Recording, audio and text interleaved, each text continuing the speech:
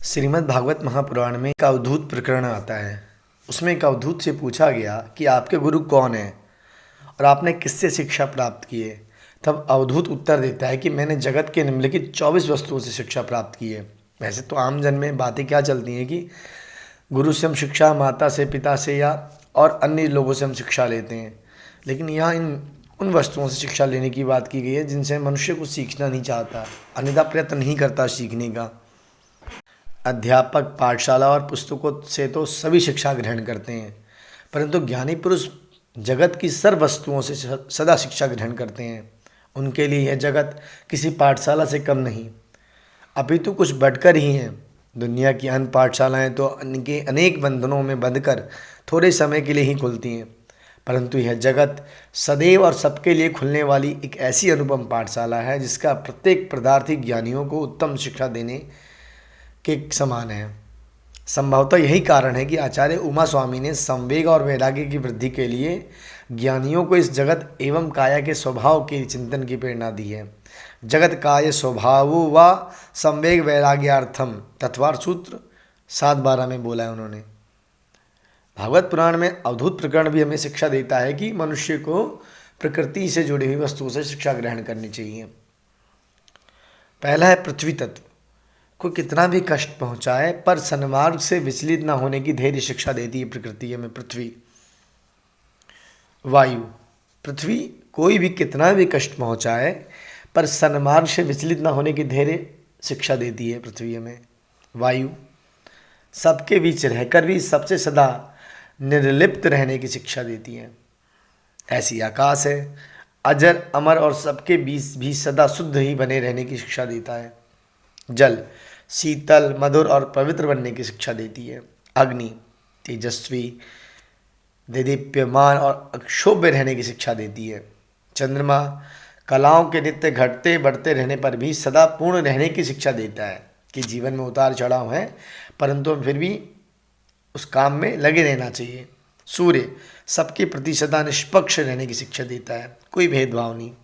कपोत कबूतर अधिक प्रेम में आसक्त होने वाला दुखी होता है, ऐसी शिक्षा देता है। अजगर सहज मिले तो खाकर पेट भर ले और निरीह भाव से रहे, ऐसी शिक्षा देता है। समुद्र शांत, गंभीर, अगम्य, अभेद, अनंत, अक्षोभ्य रहने की शिक्षा देता है। पतंग इंद्रिय विषयों में मोहित रहने वाला मरणानंतर दुखी होता है, ऐसी शिक्षा देता है। पतंगा अग्नि को देखकर उसके पास जाता है और उसमें जल के वश में हो जाता है, इसलिए हमें इतना मोह नहीं करना चाहिए। मधुमक्खी अल्प भोजन से ही निर्वाह करना चाहिए, संचय नहीं, संचय करो तो नष्ट होना पड़ता है, ऐसी शिक्षा देता है। हाथी लकड़ी की भी स्त्री से संपर्क करोगे तो बंधनों में पड़ोगे, ऐसी शिक्षा देता है। मधुहारी संचित परिग्रह अंततः दुख देकर अन्य के पास चला जाता है। हिरण कर्णेंद्रिय के विषय सेवन से भी मरणांतक कष्ट प्राप्त होता है। मीन रसनेन्द्रिय के विषय सेवन से भी मरणांतक कष्ट प्राप्त होता है। वैश्य आशा ही परमम दुखम, नैराश्यम परमम सुखम। कुरड़ पक्षी संचय ही दुख का कारण होता है, त्याग ही सुख का कारण है। बालक सदा निश्चिंत और आनंदमय रहने की शिक्षा देता है। कुमारी एकाकी ही सुखी है, बहुतों के साथ रहना तो दुख है। बाण अद्भुत एकाग्रता एवं लक्ष्य के प्रति निष्ठा की शिक्षा। सर्प किसी भी आवास में रह लें, घर बनाने की चिंता ना करें। मकड़ी यह जीव अपने ही राग द्वेष में उलझकर दुखी होता है। भृंगी कीट जड़ पदार्थों में बुद्धि लगाने से जीव भी जड़ हो जाता है। इसी प्रकार जगत की अन्य वस्तुओं से हम ज्ञान वैराग्य की सुखद शिक्षा ले सकते हैं। तराजू जैसे तराजू के 2 पड़ले हमें शिक्षा देते हैं कि जो ग्रहण और संचय करता है उसका अधोपतन होता है और जो त्याग करता है वह ऊपर उठता है। अधो दिदृक्षवो यान्ति यान्ते यूर्ध्व मदि धृक्षवः इति स्पष्टं वदन्तो वा नामो नामो तुलान्तयो। याचक यह शिक्षा देता है कि पुण्योदेश से प्राप्त लक्ष्मी का दान करें।